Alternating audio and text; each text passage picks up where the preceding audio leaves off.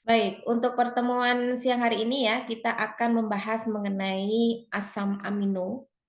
Jadi asam amino ini merupakan bagian atau salah satu dari metabolit tumbuhan. Ya, karena kenapa dikatakan metabolit? Karena memang ini dihasilkan dari proses metabolisme di dalam tumbuhan ya. Karena kita konteksnya di sini yang akan kita gali itu banyaknya dari tumbuhan memang ya. Kalau asam amino yang konteksnya di manusia itu sudah kalian pelajari di mata kuliah biokimia.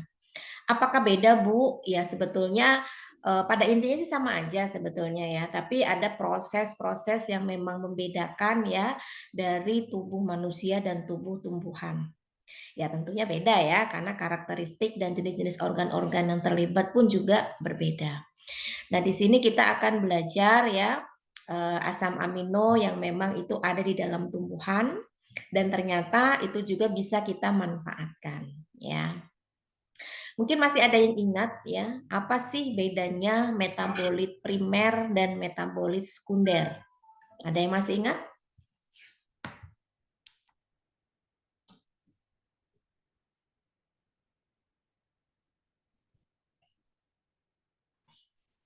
Loh, ini sudah hampir selesai loh perkuliahan kita. Masa prinsip dari metabolit sekunder primer blank? Yo, silakan siapa? Bu, Ya, silakan Ahdan. kalau primer itu senyawanya secara langsung terlibat dalam pertumbuhan suatu tumbuhan. Kalau Mm-mm. sekunder itu dia dihasilkan dalam jarum metabolisme lain yang walaupun dibutuhkan tapi dianggap tidak penting. Itu, Bu. Oke. Baik, terima kasih Ahdan. Yang lain, silakan.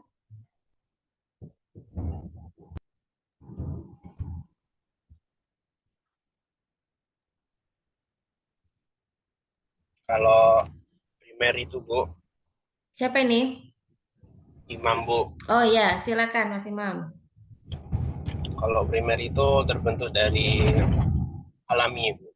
Tapi kalau untuk sekunder itu terbentuk dari zat yang dibuat, itu buatan. Oh, buatan. Lah, gimana tumbuhan kok bisa membuat dengan cara buatan?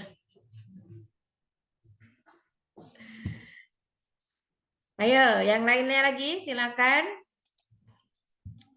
Sudah mulai menemukan keywordnya ya, meskipun sebetulnya materi ini sudah lewat, tapi mungkin ada yang lupa atau mungkin malah belum paham konsepnya begitu ya. Silakan satu lagi. Saya Bu, si Ayu. Oh iya, silakan. Ayo. Metabolit primer itu senyawanya yang dihasilkan oleh makhluk hidup tersebut. Kalau Mm-mm. sekunder itu tuh tidak esensial bagi pertumbuhan organisme, Bu. Oke, hampir sama kayak jawaban Ahdan ya. Baik, sebetulnya mau itu metabolit sekunder, mau itu metabolit primer, itu adalah metabolit yang dihasilkan dari proses metabolisme yang itu terjadi di dalam tubuh tumbuhan ya atau makhluk hidup ya. Nah, dalam hal ini yang kita amati adalah perannya dulu ya. Peran dari metabolit primer. Namanya juga primer ya. Primer itu artinya utama. Artinya, kalau primer tidak ada, maka akan mengganggu kelangsungan hidup dari makhluk hidup tersebut. Ya, makanya pertumbuhan primer itu erat kaitannya dengan proses bagaimana suatu tumbuhan itu dapat melangsungkan hidupnya ya dari awal pembentukan tunas, kemudian pembentukan organ-organ, daun, batang, akar sampai dia mampu berdiri kokoh ya. Dan hingga mampu dia bisa menghasilkan buah kalau dia adalah jenis tumbuhan berbuah ya. Nah, dalam hal ini kita bisa mengambil kesimpulan bahwasanya pertumbuhan primer itu metabolit primer itu memang erat kaitannya dengan proses pertumbuhan dari suatu makhluk hidup.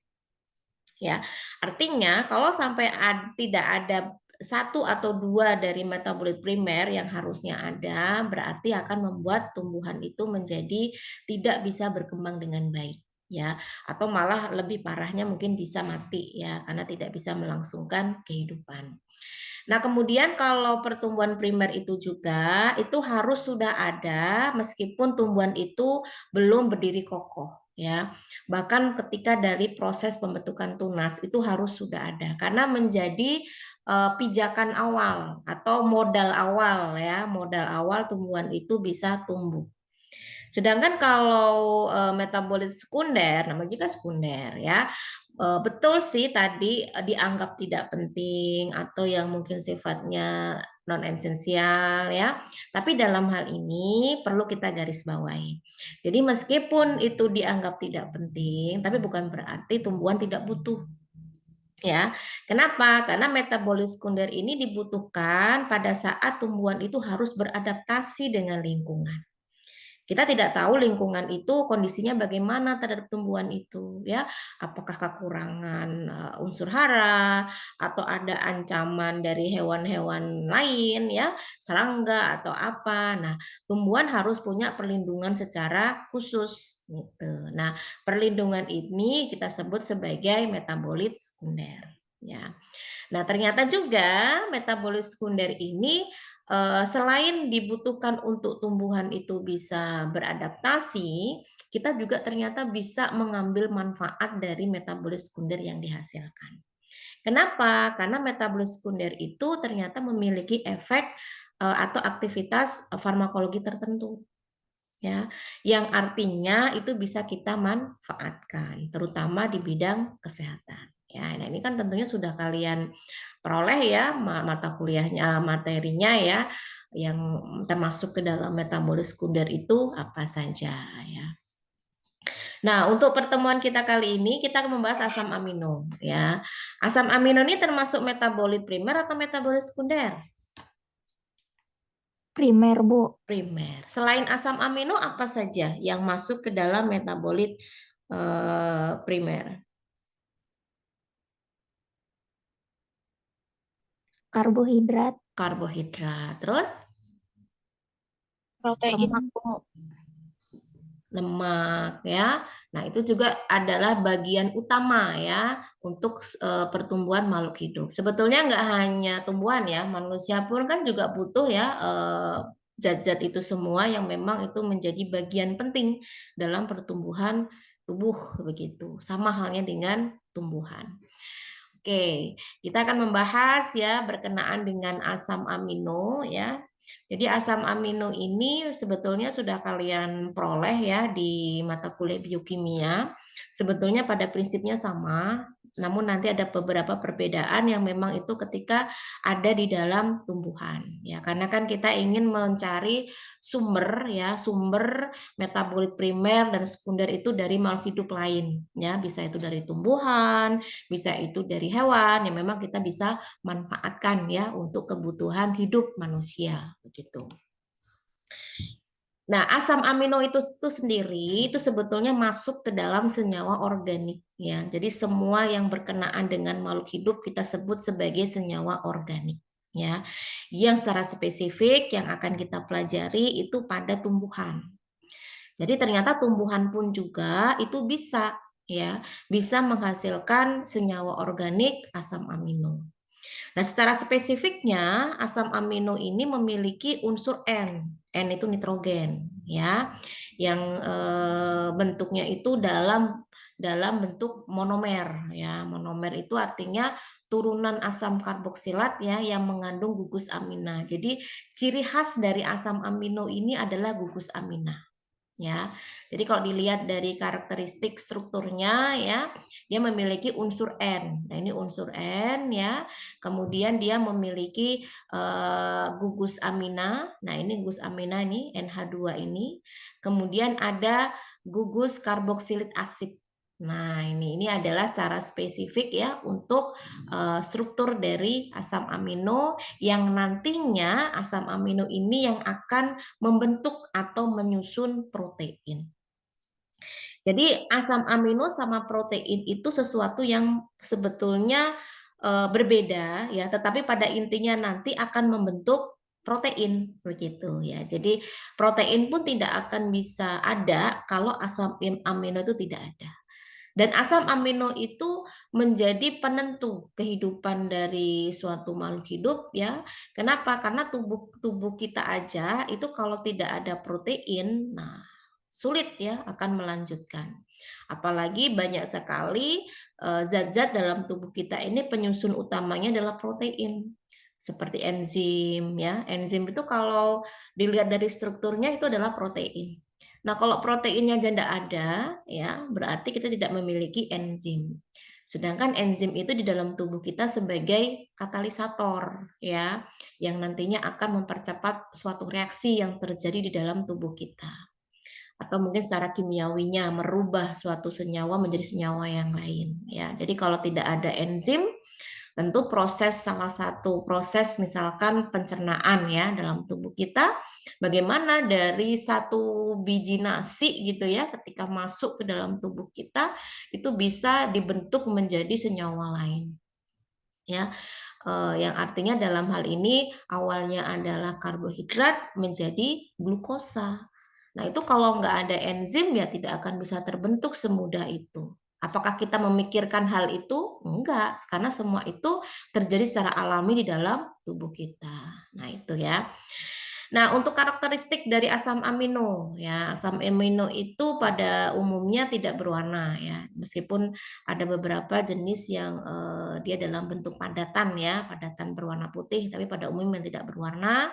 Kemudian dari karakteristik larutannya dia larut dalam air ya. Jadi kalau kalian ingin mengambil suatu asam amino dari suatu sumber ya, berarti kita harus menggunakan pelarut kalau tidak air atau yang memang sama dengan air. Ada yang tahu air itu termasuk jenis pelarut polar, semipolar, atau nonpolar? Ayo. Air itu termasuk pelarut polar, semipolar, atau nonpolar? Polar ya. Termasuk? Polar. Polar.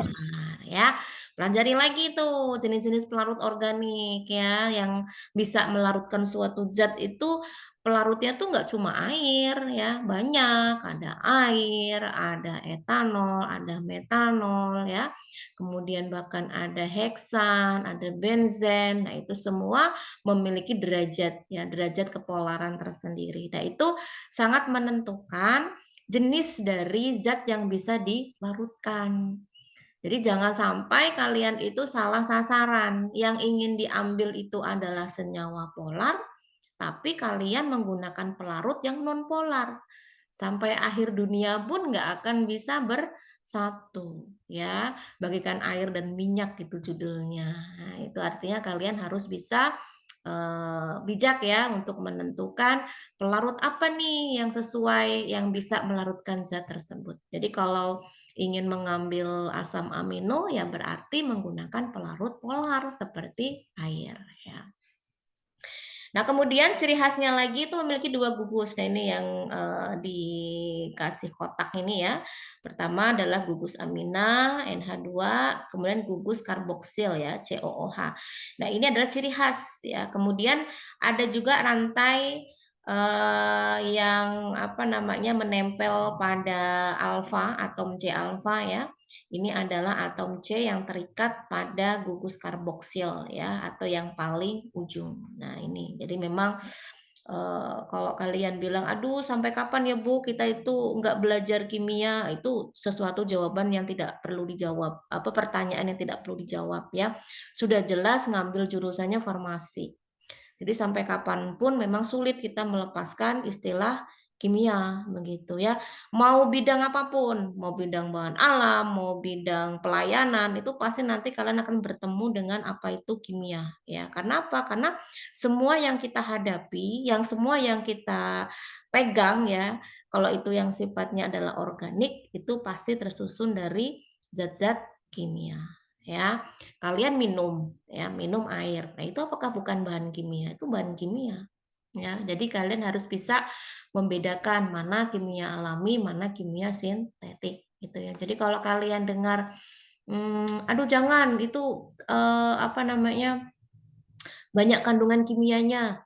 Nah, Emang ada yang nggak ada kandungan kimianya? Ya, semua zat-zat makanan yang masuk ke dalam tubuh kita itu pasti terdiri dari unsur-unsur kimia. Ya, jangankan yang sifatnya kompleks ya, simple aja deh. Kita bernapas saja kan itu kan kimia ya.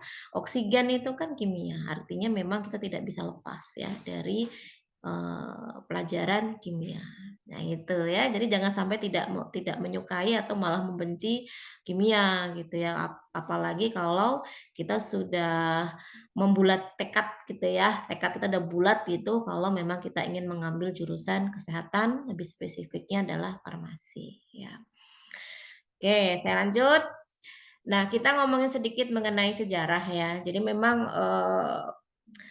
apa yang ada di muka bumi ini yang memang banyak bisa kita manfaatkan itu memang tidak lepas dari proses-proses penelitian-penelitian para ahli orang-orang terdahulu ya. Kalau sekarang tentunya akan jauh lebih mudah harusnya. Kenapa? Karena satu, referensi udah banyak ya. Dua, peralatan-peralatannya sudah canggih, apalagi teknologinya sudah canggih ya dibandingkan dengan yang dulu. Nah, jadi istilah asam amino itu memang sudah lama sekali ya dikenal, bahkan sudah berhasil diisolasi. Diisolasi itu artinya diambil secara murni ya dari campuran-campuran zat-zat yang lain dari suatu sumber. Jadi isolasi itu artinya memang benar-benar itu adalah murni dari asam amino, tidak ada campuran-campuran yang lain. Jadi pertama kali asam amino yang diisolasi atau yang berhasil diisolasi yang dari tumbuhan itu pada tahun 1806 ya.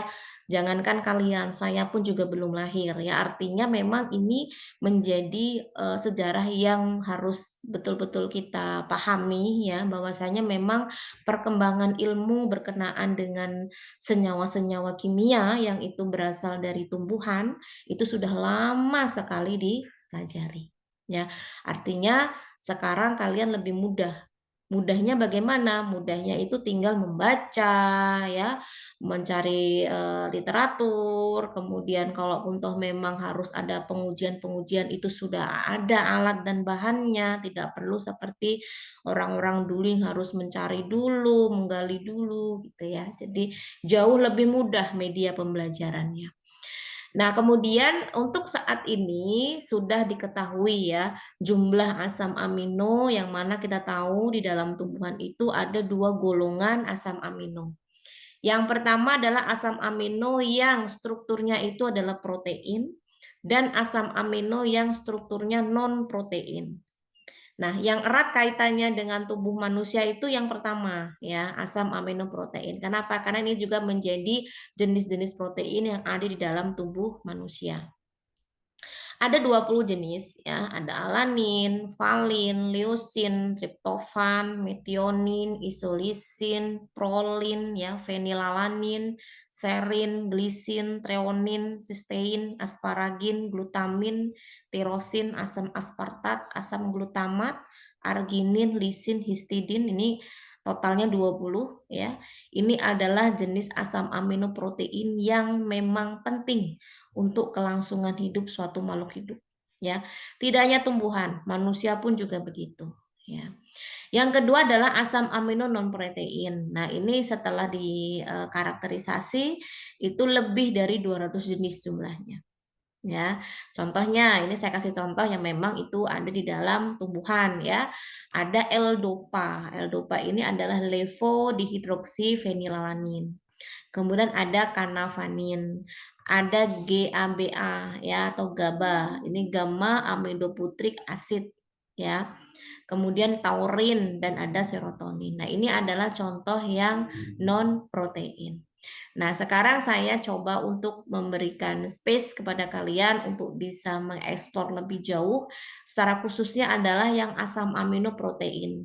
Ini pernah saya sampaikan juga ya di mata kuliah biokimia, jadi bukan hal baru lagi sebetulnya apa itu alanin, valin, leusin ya, dan lain-lain yang itu adalah bagian dari asam amino protein. Jadi 20 jenis ini kalian harus tahu masing-masing itu alanin itu apa, strukturnya bagaimana, fungsinya apa. Kenapa? Karena setiap asam amino tentu memiliki pengertian, memiliki struktur, dan memiliki fungsi yang berbeda-beda. Nah, oleh karena itu saya sudah siapkan tabel ya. Jadi tabel ini harus kalian lengkapi nantinya sebagai tugas begitu. Jadi saya mengambil ini per kelompok ya. Nanti kelompoknya bisa menyesuaikan kelompok praktikum saja ya. Jadi per tabel ini sudah tersedia 5 asam amino yang harus dikerjakan dalam satu kelompok. Jadi sini untuk kelompok 1 ya, di mana ada asam amino alanin, valin, leusin, triptofan, metionin ya. Silahkan kalian uraikan masing-masing ini di dalam tabel ya, pengertian dan strukturnya bagaimana, tulis di tabel ini, fungsinya serta sumbernya bisa diperoleh dari mana. Ya, silahkan ditulis di kolomnya masing-masing. Dan jangan lupa nanti silakan kalian lengkapi dengan referensi yang untuk dijadikan sumber mengerjakan tugas untuk tabel ini ya. Dan jangan lupa juga kalian tulis nama kelompoknya di sini ya. Jadi silakan ini bisa kalian sebagai bahan untuk pembelajaran mandiri ya, untuk mencari masing-masing pengertian, struktur, fungsi dan sumber dari asam amino yang tertera. Kemudian untuk yang kelompok 2 ini ada isolisin ya, prolin, fenilalanin, serin, glisin sama ya, silahkan dilengkapi juga. Kemudian untuk kelompok 3 ada treonin, sistein, asparagin, glutamin, tirosin. Dan kelompok 4 itu ada asam aspartat ya, ada asam glutamat, arginin, lisin, histidin ya. Jadi nanti silakan dilengkapi ya setiap tabel, cukup dilengkapi saja, tidak perlu membuat format baru. Jadi silakan dari tabel tersebut bisa dilengkapi untuk masing-masing apa yang diminta ya. Semoga dapat dipahami. Oke, saya lanjut lagi. Nah, kemudian dalam asam amino itu kan tadi ada yang disebut dengan gugus amina ya. Jadi gugus amina ini bisa dikatakan menjadi karakteristik yang harus dimiliki oleh asam amino. Jadi senyawa amina ini memang harus ada ya di dalam suatu struktur asam amino. Jadi kita pahami dulu apa itu senyawa amina ya. Jadi senyawa amina ini adalah salah satu senyawa yang memang bisa dihasilkan dalam suatu tumbuhan ya, yang itu menjadi suatu hasil dari proses dari karboksilasi asam amino ya. Kalau dilihat dari proses metabolismenya. Nah, senyawa amina ini memang paling banyak itu terdapat di dalam tumbuhan ya untuk sumbernya, baik itu dalam bentuk monoamina alifatik ya atau poliamina alifatik atau amina aromatik ya. Nah, yang sering kita jumpai ya, yang memang itu sering banget membuat aroma tertentu ya dari suatu tumbuhan itu yang amina aromatik. Nah, amina aromatik ini sebetulnya hampir sama ya dengan karakteristik metabolit sekunder. Kenapa? Karena bisa menjadi proses adaptasi untuk tumbuhan. Karena biasanya sesuatu yang aromatik itu yang aromanya menyengat itu tidak disukai dengan hewan-hewan lain. Sehingga hewan-hewan lain tidak jadi mendekat dari tumbuhan tersebut. Ya berarti berhasil lah ya tumbuhan itu untuk melindungi dirinya. Dan kemudian juga kita juga bisa memanfaatkan dari sesuatu yang beraromatik itu ternyata memiliki efek farmakologi tertentu atau memiliki aktivitas biologis tertentu ya yang kita kenal juga sebagai minyak atsiri ya. Nah, kemudian karakteristiknya karena memang aromatik ini kan sesuatu yang mudah tercium ya, bahkan orang juga bisa mencium dengan mudah karena sesuatu yang gampang tercium itu kan artinya memang mudah menguap gitu ya atau volatil gitu. Jadi amina aromatik ini sifatnya itu mudah sekali menguap ya. Nah, contohnya apa saja yang masuk ke dalam golongan amina aromatik ya. Jadi ada metilamina, ada heksilamina ya. Jadi metilamina, heksimalina ini adalah aroma lagi senyawa yang memang memiliki aroma yang lebih menusuk kalau jumlah kadarnya yang tinggi. Mungkin kalian sering ya menemukan jenis tanaman tertentu yang aromanya tuh menyengat sekali ya. Nah, itu karena memang di dalamnya itu ada amina aromatiknya. Kemudian ada meskalina. Nah, meskalina ini paling banyak dihasilkan oleh tumbuhan kaktus ya. Spesifiknya adalah kaktus Lopopora williamsi ya. Ini memiliki efek halusinasi. Nah, ini bahaya ini kalau sampai dikonsumsi sembarangan ya. Mungkin banyak orang iseng atau apa begitu ya karena ingin merasakan efek halusinasi jadi mengkonsumsi kaktus gitu ya. Nah, halusinasinya kebablasan nanti karena bisa menimbulkan kematian. Kemudian hordenina ya, hordenina ini untuk kebutuhan proteinnya bagus ya. Ini sumbernya tuh dari gandum ya. Jadi gandum itu selain karbohidrat itu juga ada kandungan proteinnya atau asam aminonya ya. Kemudian ada serotonina ya. Serotonina ini memiliki efek neurotransmitter ya, artinya untuk menenang begitu ya, untuk syaraf gitu ya. Nah, ini banyak diambil atau sumbernya dari kacang-kacangan ya. Kemudian ada tiramina. Nah, tiramina ini sumber utamanya dari gandum ya, sama dengan hordenina. Nah, ini adalah amina aromatik yang memang banyak dihasilkan oleh tumbuhan dan ternyata memiliki efek tertentu ya. Bisa efeknya itu menguntungkan, juga bisa efeknya merugikan, tergantung bagaimana kita memanfaatkan ya. Tuh. Nah, kita lanjut ke sifat asam amino. Nah, tadi kan di awal sudah dijelaskan kalau karakteristik dari asam amino itu kan tidak berwarna ya. Nah, ada yang memang banyak juga jenis asam amino itu yang berwarna ya. Jadi dia berupa padatan berwarna putih. Kemudian kelarutannya bagaimana? Juga sudah disebutkan di awal tadi ya, kelarutannya itu dia memiliki sifat yang lebih besar, larut dalam air ya daripada pelarut organik lainnya. Misalkan seperti etanol, seperti metanol, seperti heksan karena memang karakteristiknya dia polar ya. Kemudian memiliki titik leleh yang lebih tinggi. Dan jika dipanaskan tentu akan terurai atau terdekomposisi. Jadi memang tidak boleh protein itu dipanaskan terlalu tinggi ya, karena akan rusak strukturnya. Ya, artinya memang tumbuhan pun ketika kita akan mengambil suatu senyawa harus kita perhatikan senyawa itu tahan nggak dengan panas.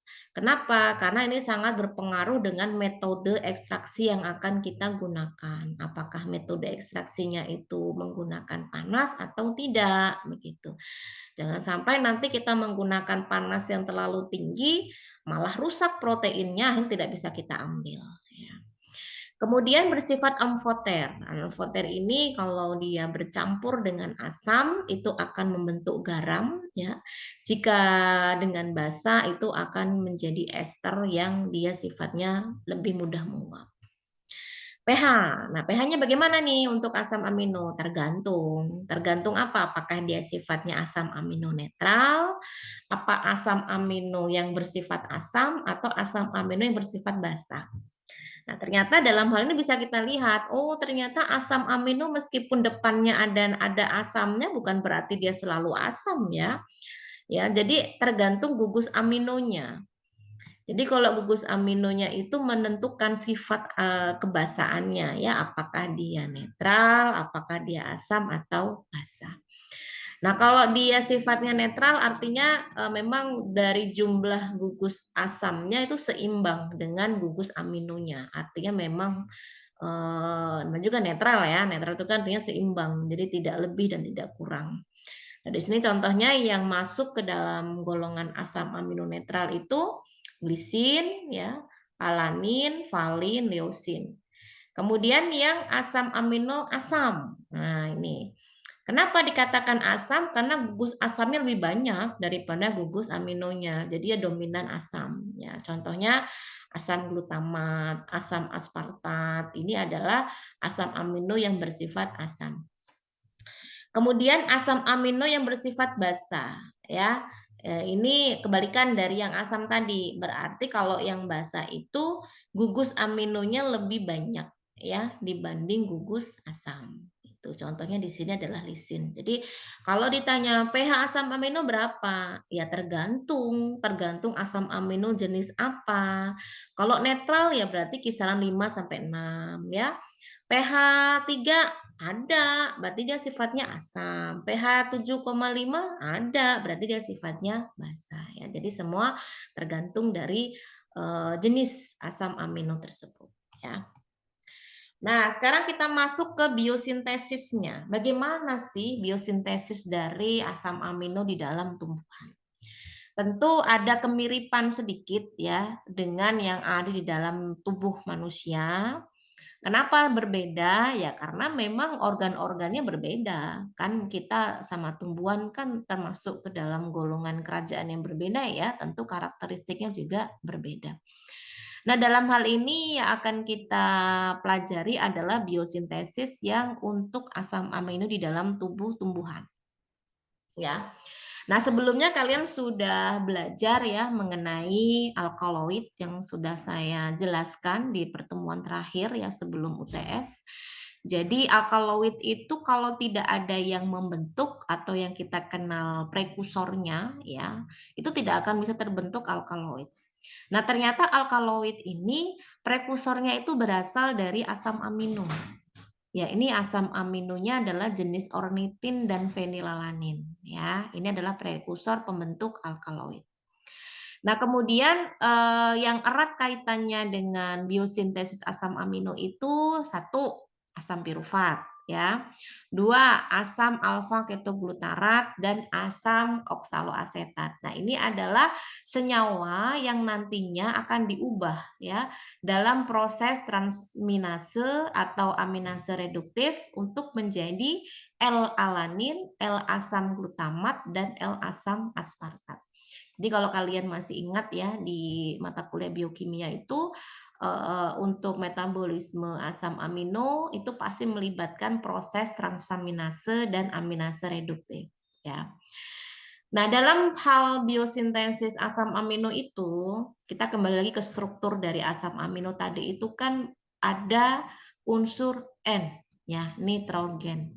Jadi itu ciri khas dari asam amino. Jadi nggak mungkin terbentuknya asam amino tanpa adanya nitrogen, itu nggak mungkin. Kenapa? Karena pembentuk utama atau struktur utamanya itu terdiri dari unsur N-nya. Ya. Nah, bagaimana dalam proses biosintesis itu kok bisa membutuhkan nitrogen? Ya, karena satu, nitrogen itu merupakan bagian yang sangat esensial ya. Dia sebagai penyusun berbagai jenis persenyawaan penting ya, baik itu yang sifatnya organik maupun anorganik. Ya. Nah, kemudian dengan adanya nitrogen ini ya tentunya akan menjadi penentu dari suatu tumbuhan itu dapat tumbuh dengan baik ya. Jadi adanya ketersediaan nitrogen ya itu bisa dalam bentuk beberapa senyawa ya, bisa dalam bentuk N2.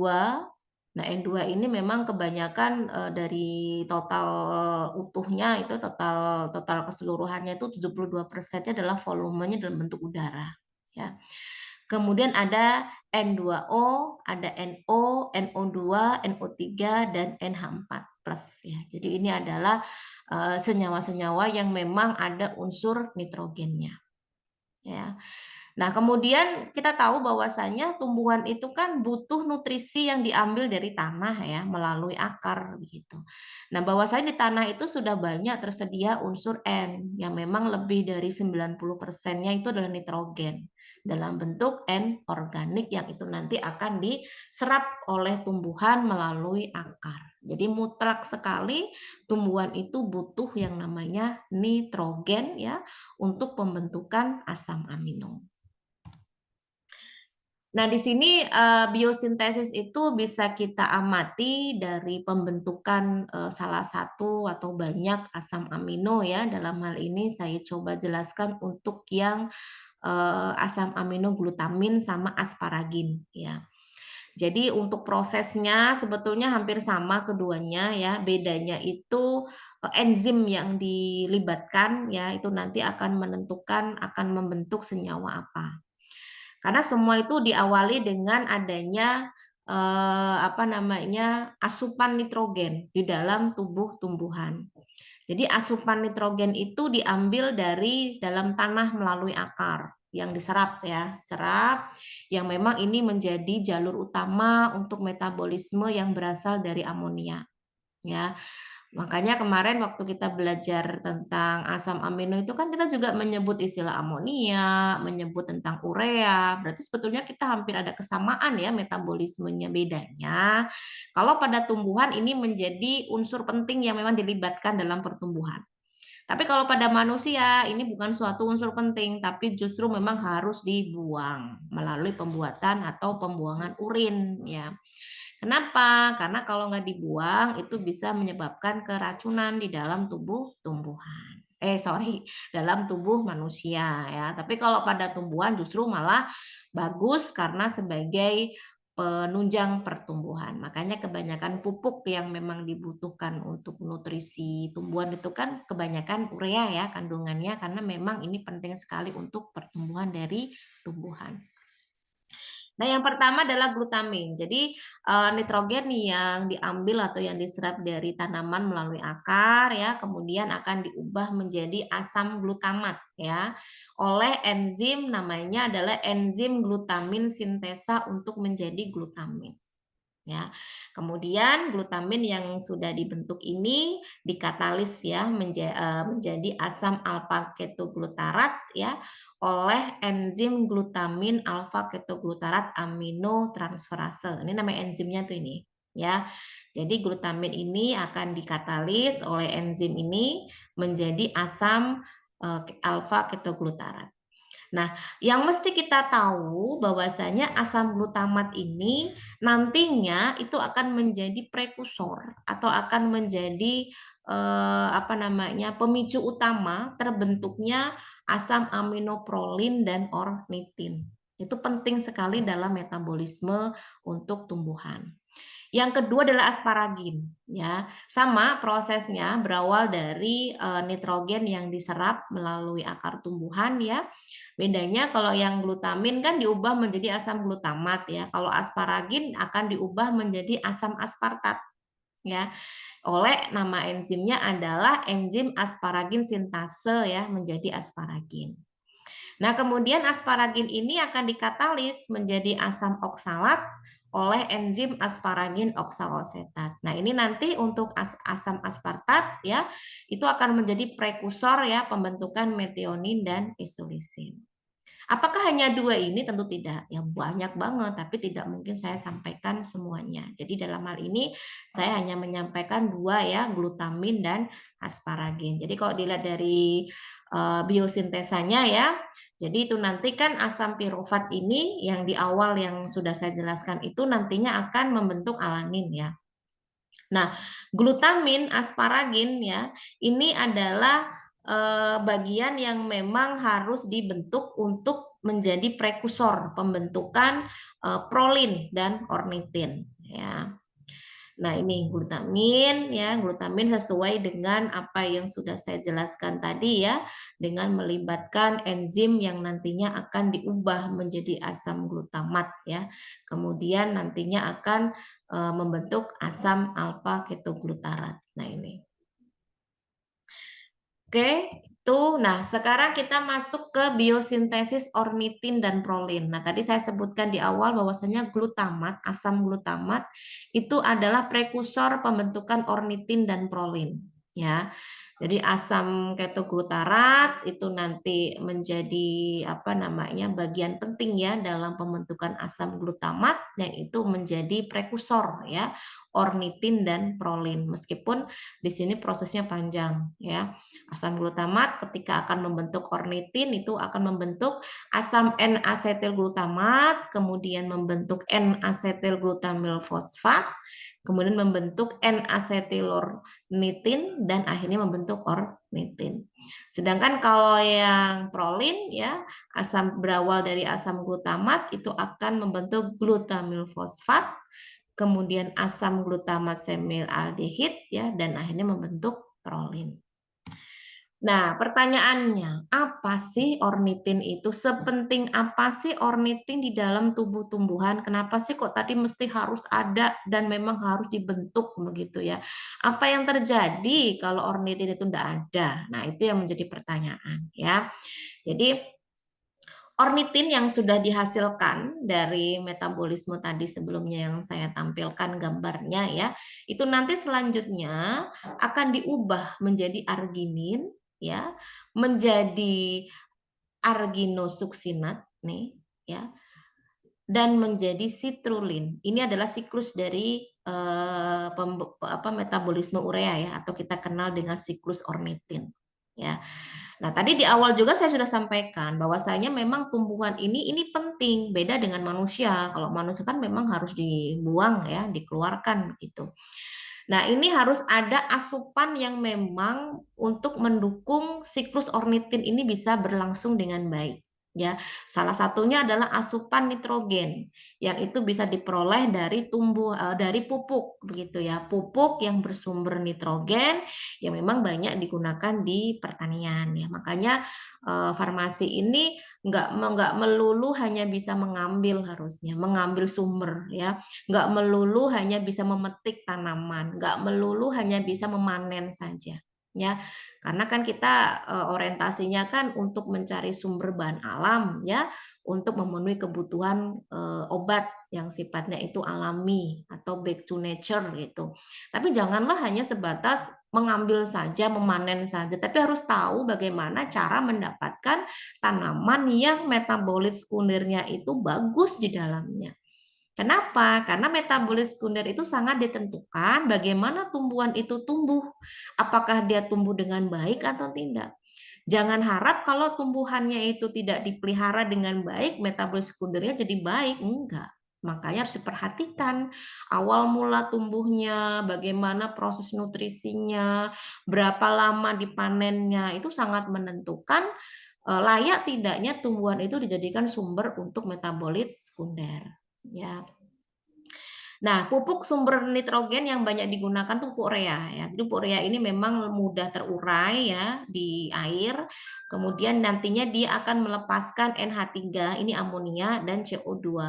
Nah, selanjutnya NH3 ini, amonia ini akan diserap oleh tumbuhan sebagai sumber N ya, dengan secara difusi ya. Nanti di dalam jaringan itu ada yang disebut dengan urease ya, yang nantinya zat itu akan diurai atau dikonversi melalui siklus ornitin atau siklus pembentukan metabolisme urea ya. Nah, mengingatkan lagi tadi saya sudah menyebutkan di awal ya, pentingnya apa sih nitrogen itu bagi tumbuhan. Makanya saya seringkali menekankan kalau kita ingin mengambil suatu tanaman menjadi bahan kita untuk bisa kita gunakan metabolis sekundernya, pahami dulu tumbuhan itu sudah tumbuh dengan baik atau belum. Kalau memang kita ingin mengambil daunnya, pastikan daunnya itu subur ya. Pastikan daunnya itu sesuai ukurannya, tidak kerdil, tidak kecil-kecil dan mungkin tidak kuning atau tidak bolong-bolong ya. Artinya memang itu sangat mempengaruhi metabolis sekunder yang dihasilkan. Makanya adanya nitrogen ini membantu itu semua, pertumbuhan-tumbuhan menjadi bagus ya, kadar proteinnya tinggi, bahkan daunnya itu subur karena erat kaitannya dengan sintesa klorofil di dalam tumbuhan itu. Kan banyak tuh ya ekstrak-ekstrak yang sudah banyak digunakan untuk kesembuhan suatu penyakit itu diambil dari daunnya ya, diambil dari buahnya, diambil dari bunganya atau yang lain-lainnya. Jadi kalau organ yang diambil aja enggak layak, ya gimana dalamnya, kan begitu ya. Jadi ibarat kata itu kalau manusia itu kurang gizi gitu ya. Kita kan nggak tega tuh ya kalau ngelihat anak yang mungkin mau kita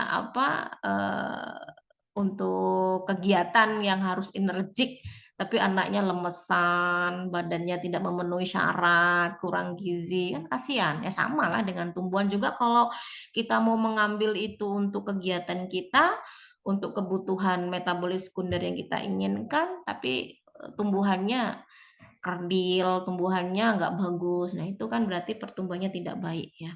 Nah, ini untuk yang ornitin. prolin ya. Nah, kalau prolin ini beda lagi dengan ornitin tadi ya. Kalau prolin ini justru menjadi indikator karena ini adalah senyawa asam amino yang dihasilkan oleh tumbuhan itu pada saat dia mengalami stres abiotik ya, atau yang kita kenal dengan cekaman kekeringan ya. Kalau manusia sangat tidak mungkin mengalami hal ini karena kita diberikan akal pikiran ya untuk bisa move ketika lingkungan tidak mendukung. Tapi kalau tumbuhan ya gimana memove dari situ gitu ya. Oleh karena itu dia harus bisa menyeimbangkan di dalam tumbuhannya sendiri untuk bertahan hidup ya. Misalkan ketika dia dalam kondisi yang kekurangan air, gimana caranya tumbuhan itu tetap bisa bertahan? Ya salah satunya dia harus mensintesa prolin sebanyak-banyaknya. Karena dengan adanya kandungan prolin yang melimpah ini menjadi indikator kalau tumbuhan itu memang survive, bisa bertahan. Tapi kalau sampai kandungan prolinnya rendah, berarti ya siap-siap wassalam begitu. Artinya memang tumbuhan itu tidak bisa bertahan karena lingkungan cekaman yang entah itu kadar airnya rendah ya, pH-nya nggak sesuai, mungkin terlalu panas dan lain-lain ya. Nah, bagaimana mekanisme kerja prolin ya dalam tumbuhan ya. Jadi ini juga sama ya, melibatkan asam glutamat ya. Jadi ini menjadi jalur asam glutamat yang itu nanti menjadi prekursor ya dalam pembentukan prolin. Jadi awal mulanya itu enzim glutamat kinase fosforilase itu nanti akan mengubah asam glutamat itu menjadi glutamil fosfat. Kemudian direduksi menjadi glutamat semialdehid atau kita kenal dengan GSH dehidrogenase. Nah, kita lihat pada gambar 3 ini disebut sebagai proses siklisasi ya. Jadi proses siklisasi yang terjadi secara spontan ya, itu akan terjadi perubahan glutamat semialdehid ya menjadi P5CS ya, prolin ya, karboksilat ya. Nah, kemudian yang dilibatkan di sini adalah enzimnya P5CR ya, enzim pirolin 5 karboksilat reduktase ya, yang nantinya akan mengubah pirolin karboksilat itu menjadi prolin. Nah, ini adalah mekanisme kerja prolin ya di dalam tumbuhan. Jadi bisa kita lihat ya, tanaman-tanaman yang mungkin bisa bertahan di cekaman lingkungan yang tidak mendukung, sebenarnya dia butuh air tapi dia bisa bertahan itu karena di dalam tubuhnya itu mampu menghasilkan prolin sebanyak-banyaknya ya. Jadi dalam hal ini saya berikan 2 contoh tanaman ya. Kita tahu bahwasanya tanaman kangkung itu kan butuh di lingkungan yang berair ya. Jarang sekali kan kangkung itu bertahan di tempat yang gersang, itu kan jarang sekali. Apalagi kangkung ini kan tipenya memang bukan seperti tumbuhan berkayu seperti yang lain-lainnya begitu. Nah, di sini tanaman kangkung itu pasti membutuhkan prolin yang lebih besar ya dalam rangka untuk adaptasi terhadap cekaman air. Nah, ini artinya apa? Kalau sampai kangkung itu tidak ada air itu dan kemampuan tubuhnya sulit untuk menghasilkan prolin begitu ya, berarti ya wassalam gitu. Artinya dia akan menguning, lama-lama akan mati gitu. Nah, halnya sama juga dengan tanaman kelapa sawit ya. Nah, kelapa sawit ini juga memiliki kandungan prolin yang tinggi, yang itu ada di bagian daun gitu ya. Nah, tentunya dalam hal ini ada kaitan yang sangat besar begitu ya untuk ketahanan terhadap cekaman kekeringan. Nah, ini semua menjadi senjata utama bagi tumbuhan ya untuk bisa bertahan, untuk bisa melangsungkan kehidupan dan terus menghasilkan metabolis sekunder. Ya tentunya kita sebagai manusia harusnya lebih menyadari ya, mereka ada itu untuk kita sebetulnya. Jadi jangan sampai kita tidak peka melihat tanaman yang ada di sekitar rumah kita udah beberapa minggu nggak disiram, nggak dikasih air, mana nggak musim hujan begitu ya. Berarti kan memaksa mereka untuk terus bertahan dengan kondisi yang tidak bagus gitu ya.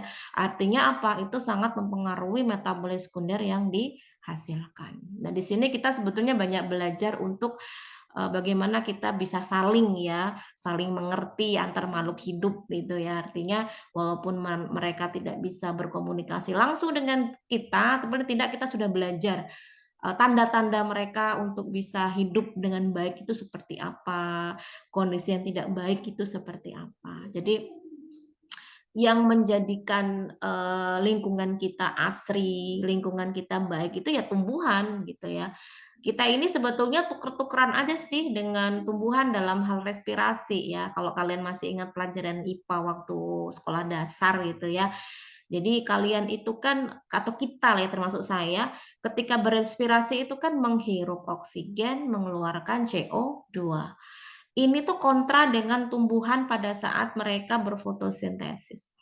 Mereka justru mengambil CO2-nya kita yang itu sangat merugikan bagi kita, bahkan bersifat toksik bagi kita, diambil oleh tumbuhan untuk proses fotosintesis yang nantinya akan menghasilkan zat sisa berupa oksigen. Apa nggak luar biasa banget? Jadi kayak apa ya, siklus yang alami terjadi yang Allah buat kita gitu ya.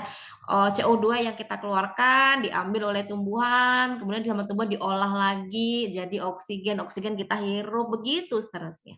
Artinya rantai itu akan terputus kalau tumbuhan itu nggak ada. Nah, jadi kalau kita pengen tetap mau bernapas dengan enak, bernapas dengan baik, ya kelilingi hidup kita dengan tumbuhan. Ya, kalau nggak ada tumbuhan ya wassalam aja, artinya memang kita akan kekurangan oksigen. Oke, mungkin itu yang dapat saya sampaikan untuk perkuliahan kita hari ini. Ada yang mau ditanyakan sampai materi asam amino ya? Sebetulnya ini materi yang familiar ya, artinya hampir semua mata kuliah itu menyinggung apa itu asam amino. Artinya ini bukan hal yang baru, bukan hal yang asing ya buat kita. Oke, mungkin ada yang mau didiskusikan sebelum saya tutup? Cukup?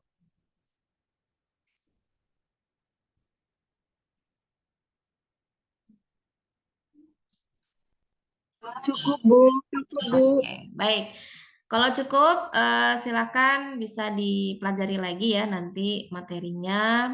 Dan setelah kita menyelesaikan kekurangan dari materi tersebut, itu nanti kita mengadakan kuis ya. Yang harapannya kuis itu bisa menunjang nilai kalian. Jangan sampai nanti ada yang mengulang di mata kuliah ini, mengingat SKS-nya besar ya, SKS-nya 2 SKS. Artinya sayang untuk seandainya kalau sampai tidak lulus. Oke, mungkin itu yang dapat saya sampaikan. Kita tutup dengan membaca hamdalah bersama-sama. Alhamdulillahirrahmanirrahim. Terima kasih, selamat siang. Assalamualaikum warahmatullahi wabarakatuh.